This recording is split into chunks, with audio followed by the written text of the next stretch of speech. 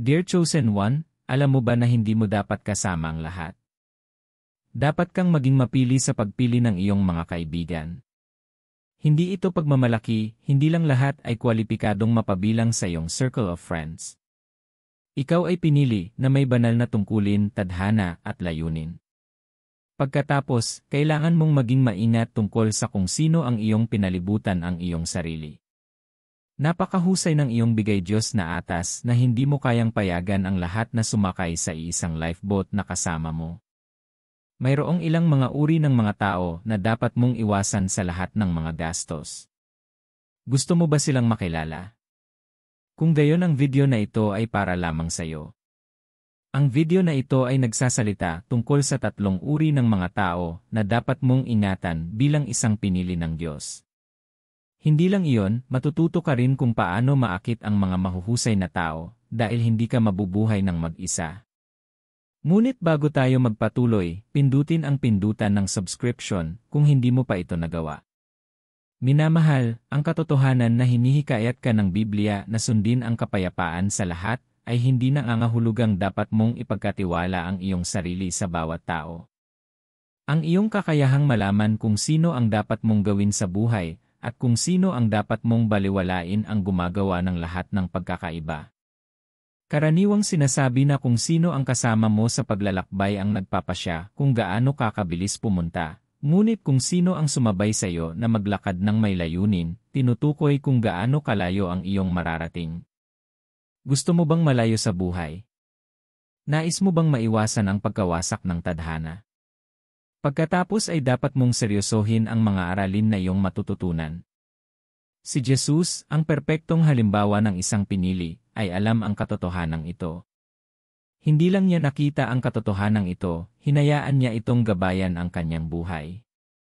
Hindi nakapagtataka na nagtagumpay siya sa kanyang buhay at ministeryo. Habang nasa earth, siya yung tipong ilalarawan mong masaya kasama. Siya ay magaan. Siya ay may espiritu ng pagtanggap. Nadala nito ang lahat sa iba't ibang sekta patungo sa kanya. Parehong bata at matanda ay gustong maging malapit sa kanya. Gayunpaman, mayroon siyang piling diskarte.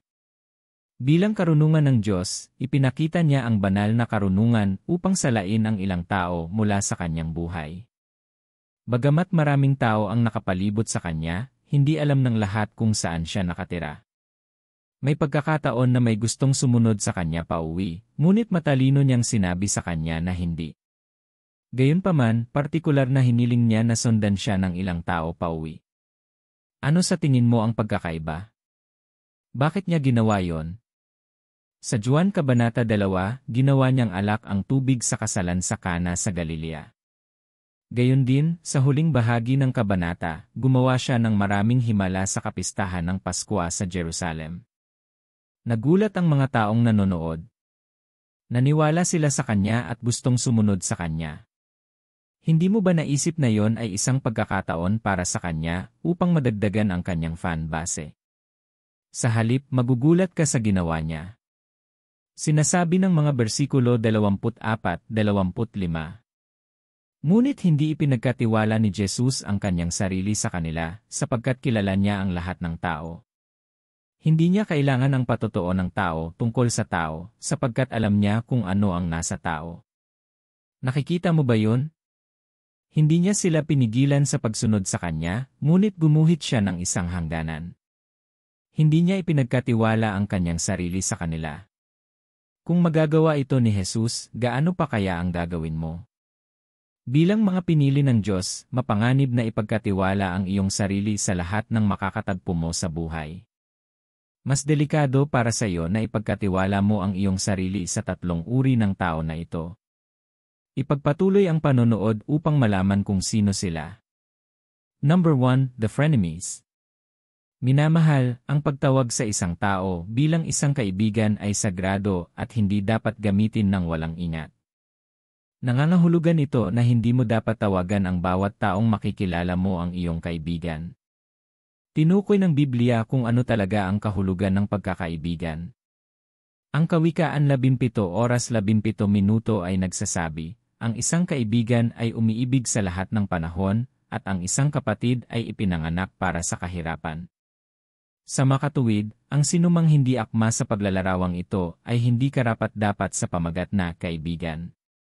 May mga tao na maaari mong ituring na iyong mga kaibigan, ngunit sa kaibuturan mo alam mo na wala sila sa tabi mo kapag dumating ang mga mahihirap na panahon. Maaaring kumapit ka sa mga taong ito dahil sa takot sa kalungkutan o dahil matagal mo na silang kilala. Marahil ay pareho kayong magkakaibigan at natatakot sa kanilang paghatol. Gayunpaman, ang mga dahilan na ito ay hindi wasto. Dapat mong iwasan ang hanay ng mga individual na ito sa lahat ng mga gastos. Sila ang mga frenemies. Ang termino ay tumutukoy sa mga nagpapanggap bilang mga kaibigan ngunit, sa katotohanan, mga kaaway. Magaling silang magpanggap at mag-camouflage. Itinatago nila ang tunay nilang nararamdaman para sa iyo. Ito ay bilang isang berdeng ahas na nagtatago sa ilalim ng berdeng damo. Sa makatuwid, ang pagkilala sa mga ito ay nangangailangan ng antas ng pag-unawa.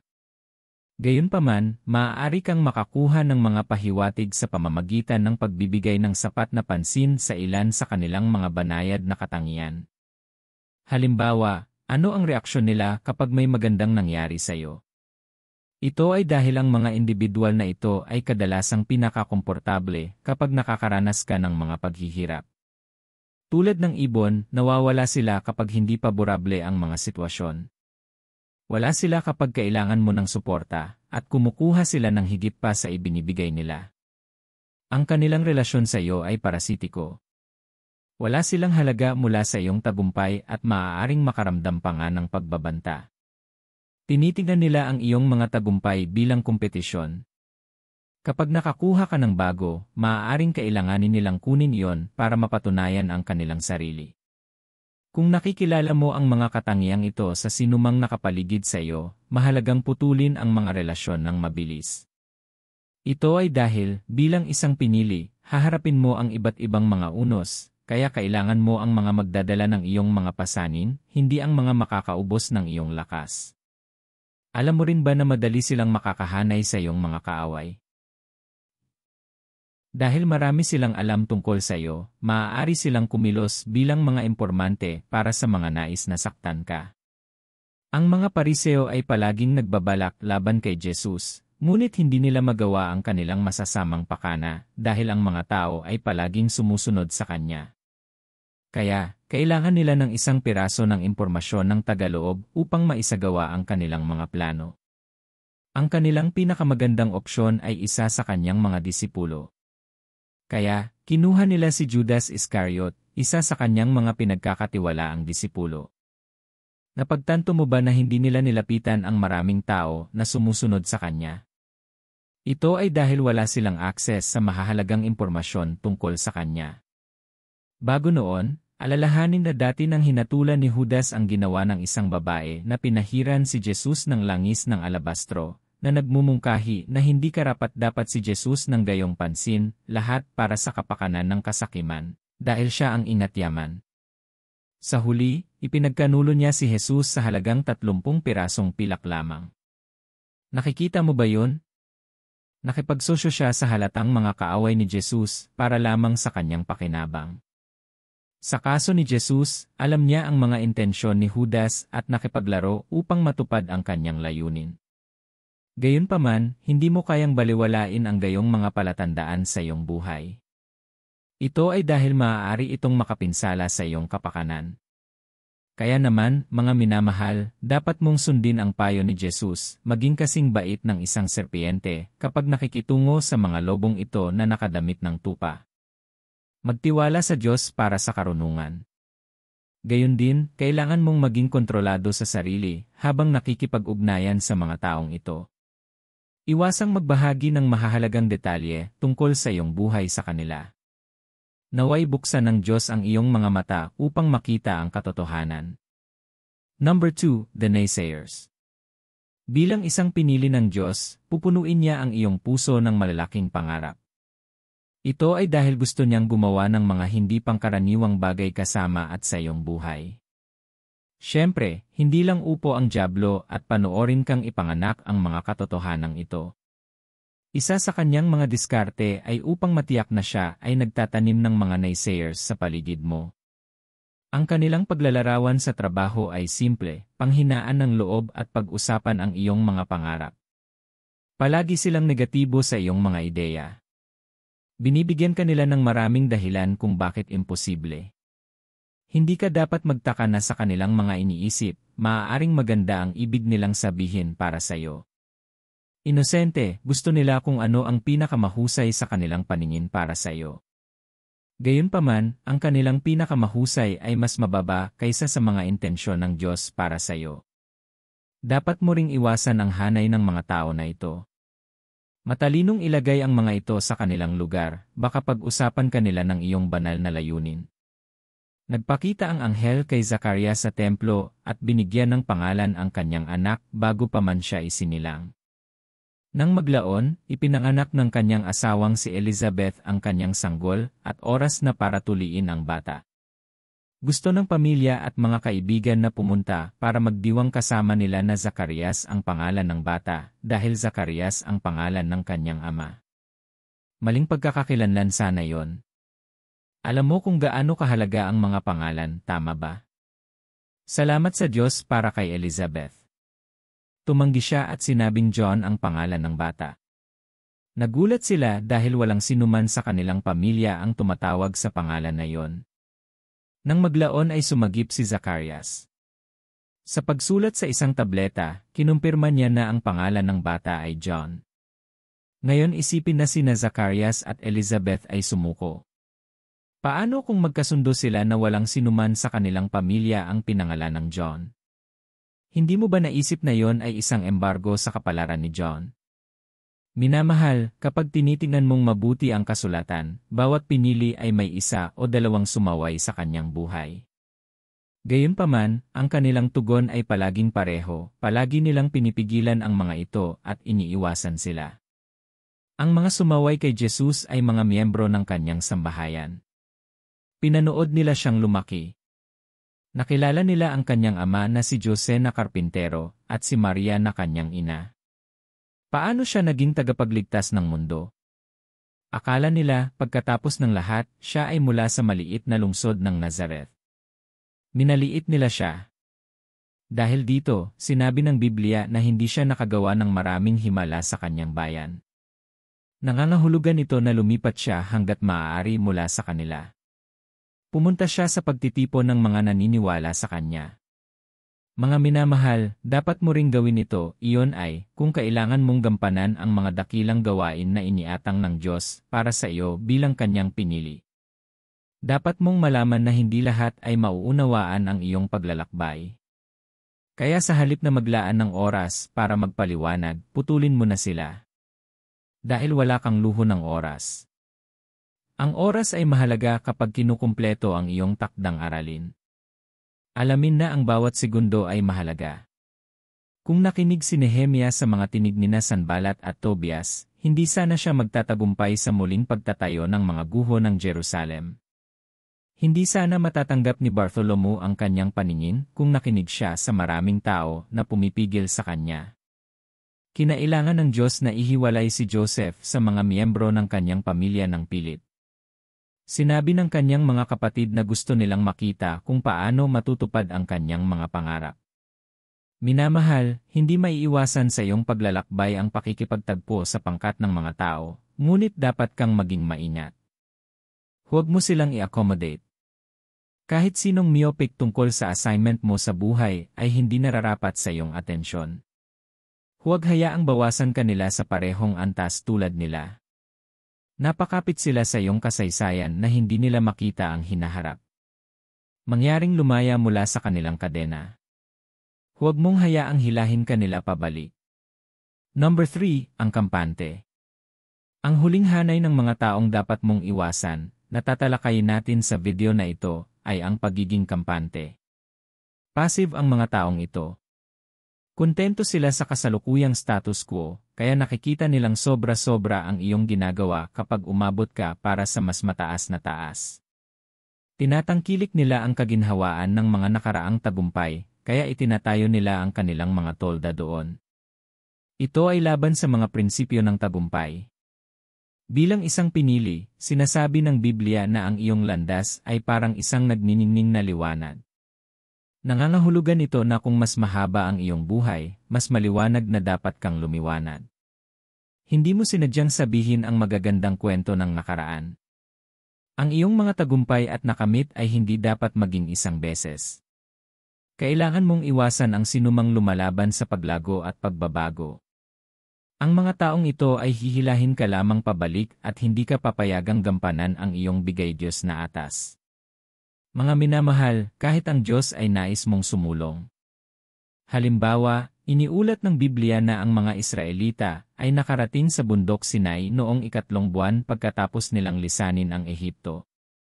Sa bundok Sinai, ibinigay sa kanila ng Diyos ang kanyang mga kautusan. Itinayo nila ang tabernakulo at iba pang kamanghamanghang bagay. Masasabing naging komportable sila. Kahit gaano kaganda ang lahat ng aktibidad sa Mount Sinai, hindi ito sapat na dahilan para maging kampante sila. Matapos gumugol ng halos 1 taon, tinawag sila ng Diyos. Deuteronomio 1:6-7. Sinabi sa atin ng Panginoon nating Diyos sa Horeb, matagal na kayong nanatili sa bundok na ito. Humayo kayo ng kampo at sumulong sa bulubunduking lupain ng mga Amorheo, pumunta kayo sa lahat ng kalapit na bayan sa Araba, sa mga bundok, sa kanlurang paanan, sa Negev at sa tabi ng baybayin, hanggang sa lupain ng mga Kanaanita at sa Lebanon, hanggang sa malaking ilog ang Euphrates. Kapansin-pansin, ang bundok Sinai ay kadalasang ginagamit na kapalit ng bundok Horeb. Ang diin dito ay nais ng Diyos na sumulong sila. Ito ay upang sabihin sa iyo kung paano kinasusuklaman ng Diyos ang kasiyahan. Minamahal, ang bawat takdang aralin mo ay may hangganan. Kaya hindi mo kayang payagan ang sinuman na hilahin ka sa likod. Sinasabi ni Jesus sa kanyang mga disipulo ang tungkol sa layunin ng kanyang buhay, na mamatay sa krus para sa kaligtasan ng mundo. Ipinaliwanag niya sa kanila kung paano siya dapat mamatay at magdusa, ayon sa kalooban ng Diyos para sa kanyang buhay. Ngunit dahil sa pag-ibig, nang marinig iyon, iniwan siya ni Pedro sa isang tabi. Sa kanyang mga salita, huwag kailanman, Panginoon. Hinding-hindi ito mangyayari sa iyo. Hulaan mo kung ano ang reaksyon ni Jesus. Mabilis niya itong sinaway. Mateo 16:23. Bumaling si Jesus at sinabi kay Pedro, "Lumayas ka sa likuran ko, Satanas. Ikaw ay isang katitisuran sa akin, hindi mo iniisip ang mga alalahanin ng Diyos, kundi ang mga alalahanin lamang ng tao." Huwag kalimutan na si Pedro ay isa sa kanyang pinakamalapit na kaibigan, ngunit hindi siya pinabayaan ni Jesus. Mabilis niyang sinaway ang dyablo na humiram kay Pedro bilang sisidlan. Gayon din, sa bundok ng pagbabagong anyo, 3 sa mga disipulo ni Jesus ang nagkaroon ng pribilehiyong makita ang kahanga-hangang tanawin ng mga patriarka ng lumang tipan na nakikipag-ugnayan kay Jesus. Nakita nila si Jesus sa kanyang kaluwalhatian. Nakita nila ang kanyang nagniningning na mukha at ang kanyang puting damit. Palibhas ay nabigla sa magandang tanawin, iminungkahi ni Pedro ang isang permanenteng paninirahan sa tuktok ng bundok. Nagbinibinghihan si Jesus, hindi na pagbigyan ang hiling ni Pedro, dahil iyon ay mangangahulugan ng pagtatapos ng kanyang atas. Mga minamahal, hindi basta-basta pinakialaman ni Jesus ang kasiyahan. Hindi mo rin dapat. Gaano man ito kasakit, siguraduhing ihiwalay mo ang iyong sarili sa sinumang hindi nagtutulak sa iyo sa kadakilaan. Huwag kalimutan na ang kalaban ng tagumpay bukas ay tagumpay ngayon. Sinabi ni Apostol Pablo na lagi niyang pinipilit ang marka ng mataas na pagtawag. Ito ang pamumuhay ng mga napili. Hindi sila nasisiyahan sa kanilang kasalukuyang estado. Palagi silang naghahanap ng higit pang mga batayan upang masakop. Gusto lang nilang mag-evolve. Minamahal, tumakas ka sa sinumang labis na naawa sa iyo. Huwag mong hayaang kaawaan kanila sa labas ng tadhana. Ang mga taong ito ay palaging may sasabihin kapag binabayaran mo ang presyo ng kadakilaan.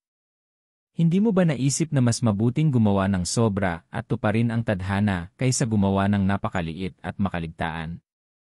Naaalala mo ba ang ulat ni Jesus sa simbahan ng Laodicean? Sinabi niya na hindi sila malamig at hindi rin mainit. Dahil sa kanilang pagiging maligamgam, sinabi niyang iluluwa niya ang mga ito sa kanyang bibig. Ipinapakita nito sa iyo kung gaano kasuklam si Jesus sa kasiyahan. Minamahal, ang sinumang hindi naghihikayat sa iyo na maging masigasig sa paghabol sa iyong mga pangarap at pangitain ay iyong kaaway. Huwag mo silang i-entertain.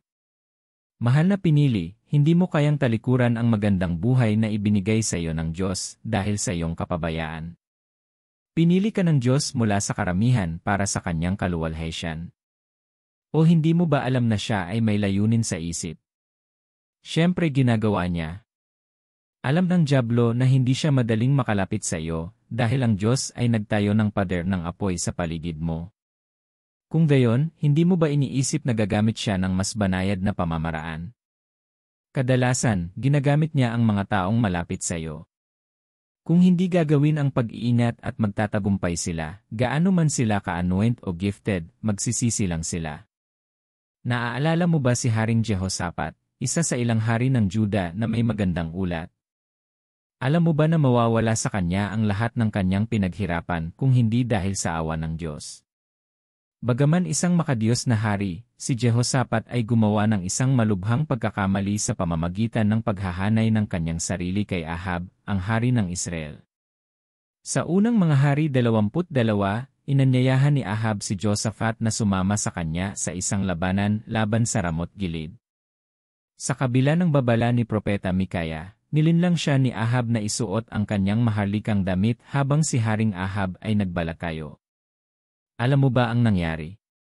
Muntik na nitong mapatay si Jehoshaphat. Alam mo ba na hindi pa rin siya natuto ng kanyang mga aralin? Pagkamatay ni Haring Ahab, nakipagsosyo pa rin siya kay Ahazias, ang anak ni Haring Ahab, sa negosyo. Sa kasamaang palad, nabigo ang negosyong pakikipagsapalaran at siya ay tumakbo ng lugi. Para bang hindi iyon sapat, pinahintulutan niya ang kanyang anak na si Jehoram na pakasalan si Athalia, ang anak ni Haring Ahab. Alam mo bang gulo din ang dulot ng alyansang ito? Dahil nang maglaon ay inakay ni Athalia ang Juda sa idolatriya. Ito ang nangyayari kapag ang isang napili ay hindi nag-ingat sa kanyang mga alyansa. Naaalala mo rin ba si Samson? Nabiktima siya sa kamay ng kanyang kaaway na nagkunwaring kaibigan lang niya, iyon ay si Delilah. Bilang isang napili, kailangan mong maging sinadya tungkol sa iyong mga relasyon. Dapat kang manalangin sa Diyos para sa kaunawaan upang hindi mo makilala ang sinumang tao ayon sa laman, kundi sa pamamagitan ng Espiritu ng Diyos. At sa sandaling matuklasan mo ang anumang mapanlinlang na pag-ugali, huwag itong pabayaan.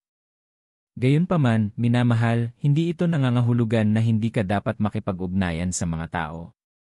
Ito ay dahil upang matupad ang iyong kapalaran at i-maximize ang iyong potensyal, kailangan mo ang regalo ng mga lalaki.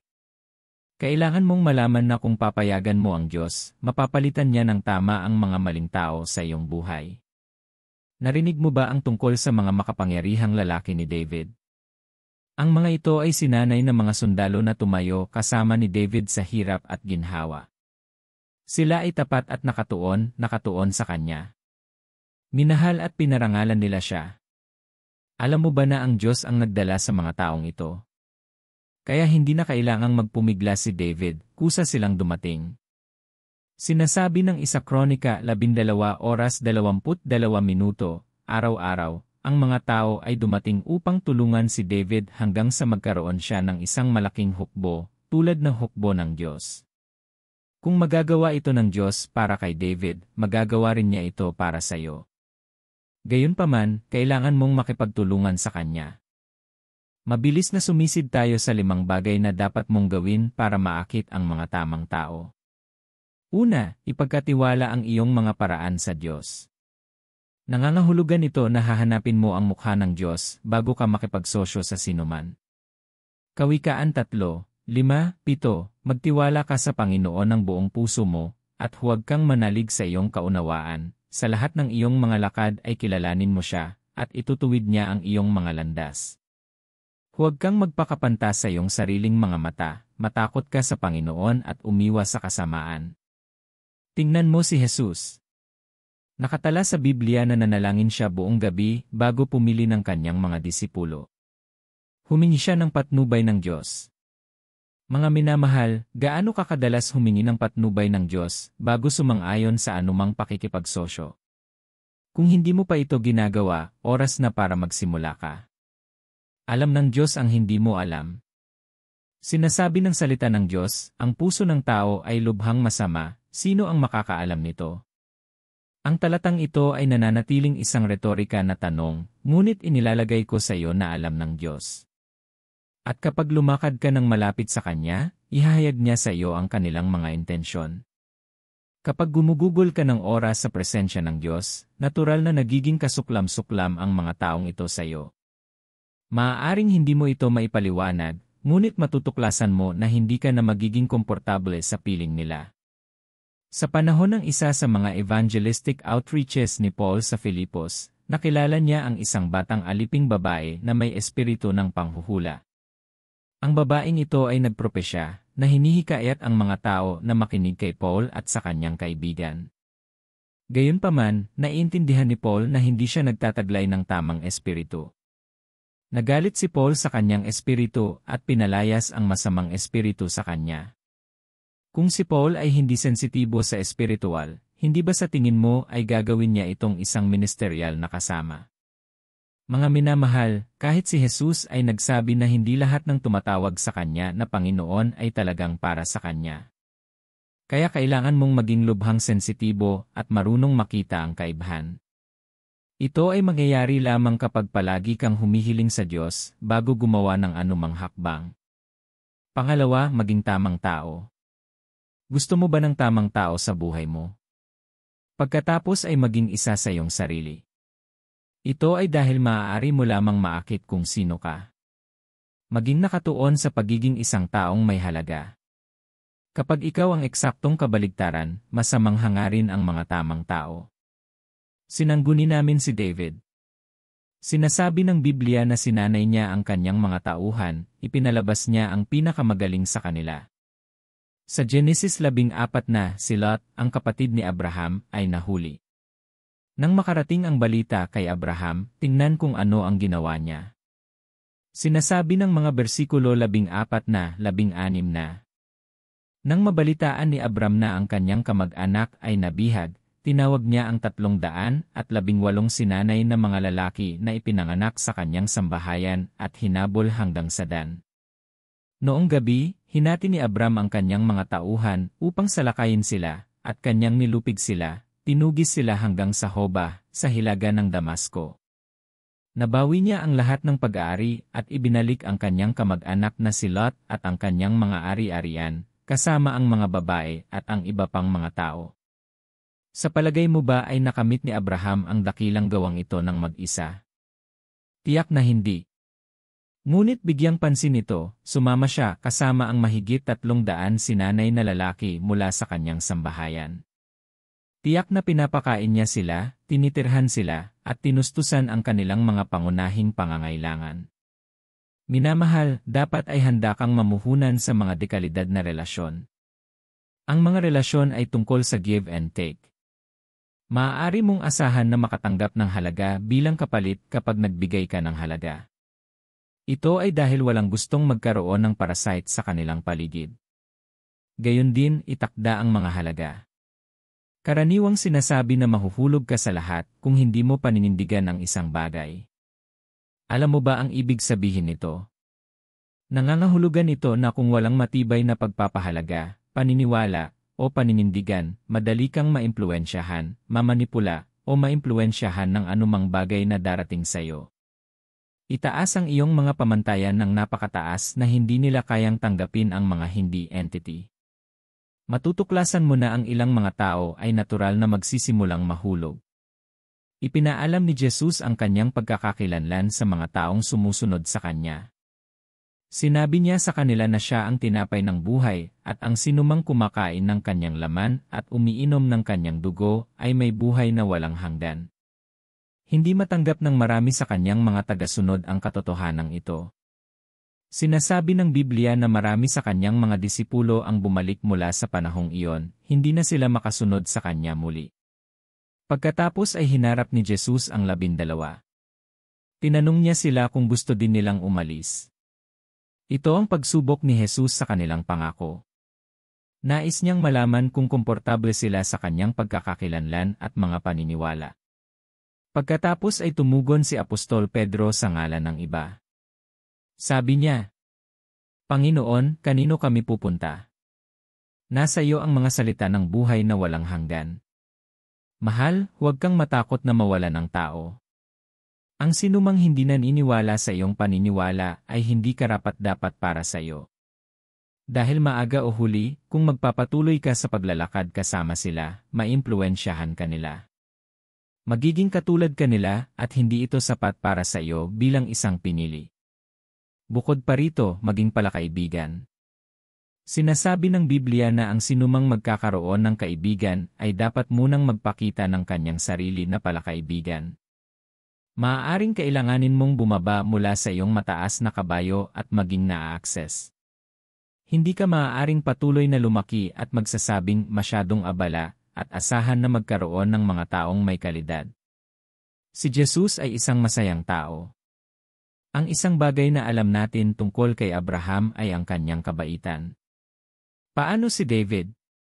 Alam mo ba na hindi ganoon kalabas ang kanyang mighty men of valor? Sinasabi ng Biblia na sila ay may utang. Sila ay isang grupo ng mga taong nababagabag at hindi nasisiyahan. Marahil ay wala silang magandang damit. Tinanggihan pa ng kanilang mga pamilya ang ilan sa kanila. Alam mo bang tatanggihan din sila ni David? Gayunpaman, hindi niya ginawa. Accessible siya. Kahit na siya ang naging hari, sumayaw pa rin siya kasama ng kanyang mga tao. Little wonder minahal siya. Isa siyang lingkod na pinuno. Ang kanyang kapaligiran at aura ay mapagmahal at mapayapa. Dapat mo rin itong tularan. Sa wakas, mahal na pinili, ituloy ang iyong mga pangitain at takdang aralin. Sinasabi ng Biblia na kapag ang isang tao ay masigasig sa kanyang negosyo, siya ay tatayo sa harap ng mga hari. Hindi siya tatayo sa harap ng mga ordinaryong lalaki. Kapag hindi mo pinagsisisihan na ituloy ang iyong bigay Diyos na mga pangitain at mga takdang aralin, matutuklasan mo na ikaw ay nasa tamang posisyon. Akitin mo ang mga tao na hinahabol din ang kanilang mga pangitain. Ngunit ikaw ay magiging isang dumping site para sa mga hindi naugnay na tao kapag ikaw ay walang ginagawa. Ang tanging makakasama mo lang ay ang mga tamad, mga tsismosa, maninirang puri, at bi. Mahal, abala ka. Wala kang oras na sayangin. Ang negosyo ng hari ay nangangailangan ng pagmamadali. Ang pagtupad sa iyong kapalaran ay dapat na napakahalaga sa iyo. Hayaan itong maging iyong pinakamahusay na biyahe. Minamahal, nakita mo kung gaano kahalaga ang iyong mga relasyon. Ang iyong mga relasyon ay maaaring gumawa o makapinsala sa iyong kapalaran. Sigurado ako na hindi mo gugustuhin ang anumang bagay na makagambala sa iyong bigay ng Diyos na tadhana. Napakaraming ibinibigay sa iyo ng Diyos at labis na umaasa mula sa iyo. Dahil kung kanino binibigyan ng marami, marami ang inaasahan. Hindi mo kayang biguin siya sa pamamagitan ng pagkukubli sa mga kalaban ng iyong kapalaran. Matutulungan ka niya na itaboy sila, ngunit kailangan mo siyang anyayahan. Magagawa mo iyon sa pamamagitan ng buong pusong pagdarasal sa mga panalangin ito. Manalangin tayo. Ama sa langit, narito akong muli upang magpasalamat sa iyong mapagmahal na kabaitan. Salamat sa pagpili sa akin para sa iyong banal na layunin, hindi dahil sa anumang nagawa ko, ngunit para sa iyong banal na kalooban. Nagpapasalamat ako, Jesus. Salamat, Panginoon, sa pag-iingat mo sa akin mula sa hindi magiliw na mga kaibigan. Salamat dahil hindi mo ako ibinigay bilang biktima ng aking mga kaaway. Sinasamba kita, Jesus. Mangyaring dakilain. O, anong insight ang ibinigay mo sa akin ngayon sa pamamagitan ng video na ito? Binuksan mo ang aking mga mata upang makita kung ano ang dapat bantayan sa isang relasyon. Salamat sa pagprotekta sa akin mula sa paggawa ng mamahaling pagkakamali. Salamat sa pagiging sinadya mo sa akin. Sino ba naman ako para maalala mo ako? Mahal na Panginoon, ibinibigay ko sa iyo ang kaluwalhatian. Mangyaring tanggapin ang aking pasasalamat sa pangalan ni Jesus. Panginoong Jesus, alam kong hindi ko pinakinggan ang iyong mga babala. Alam kong hindi pa ako naging maingat. Kinikilala ko ang aking mga pagkukulang at nagsusumamo ako sa iyong awa. Mahal na Panginoon, patawarin mo sana ako. Ikinalulungkot ko sa pagwawalang bahala sa mga senyales na ipinapakita mo sa akin. Dapat ako ay nagbigay ng nararapat na atensyon, ngunit ako ay pabaya. Maawa ka sa akin. Humihingi din ako ng awa sa mga lugar kung saan pinahintulutan ko ang mga lalaki na pumasok sa pagitan ng aking relasyon sa iyo. Mula ngayon, mangyaring bigyan ako ng biyaya na unahin ka. Mahal na Panginoon, mangyaring humihingi ako ng iyong tulong. Mangyaring tulungan akong maputol ang ugnayan sa sinuman o grupo ng mga tao na nagdudulot sa akin ng sakit. Alam kong masyado na akong na-attach sa kanila, ngunit Panginoon, hinihiling ko na bigyan mo ako ng kapangyarihan upang makawala sa kanilang hawak. Mahal na banal na Espiritu, dalangin ko na tulungan mo akong maging mas matalino.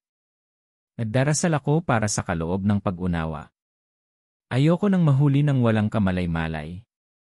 Mangyaring ilantad sa akin ang bawat masamang balak ng mga tao sa paligid ko. Huwag mong hayaang magkaroon ng taguan ang demonyo sa buhay ko. Tinatakpan ko ang aking sarili at ang aking kapalaran ng dugo ni Jesus. Ipinapahayag ko na ang aking buhay ay hindi na magiging kaaya-aya sa mga nagpapanggap, oportunista, at mga kalaban. Mula ngayon, ang aking buhay ay magsisimulang maakit ang tamang uri ng mga tao. Panginoong Jesus, dalangin ko na ako ay nasa tamang posisyon.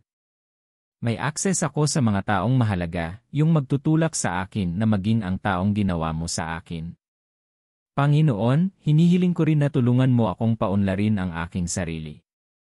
Tulungan mo akong maging masigasig at nakatuon sa aking negosyo upang makatayo ako sa harap ng mga hari, gaya ng sinasabi ng kasulatan. Panginoon, dalangin ko na ang sinumang naghihintay sa aking pagbagsak ay maghihintay ng walang kabuluhan. Ayon sa iyong salita, mangyaring hadlangan ang mga plano ng mapanlinlang. Huwag hayaan ang kanilang mga kamay na makamit ang tagumpay. Hulihin mo sila sa kanilang katusuhan, O Panginoon, at pawiin mo ang kanilang mga pakana. Dahil ginawa kitang kuta at kanlungan, huwag mo akong hayaang mabigo. Salamat, mahal na Ama. Sa pangalan ni Jesus ako'y nanalangin. Amen. Mahal, salamat sa panonood ng video na ito hanggang sa huli. Sana ay nabiyayaan ka. Tiyaking i-click ang notification bell para makakuha ng mga update sa tuwing may na-upload na bagong video. Huwag kalimutang i-like at ibahagi ang video na ito sa sinuman. Naway protektahan at gabayan ka ng Panginoon. Amen.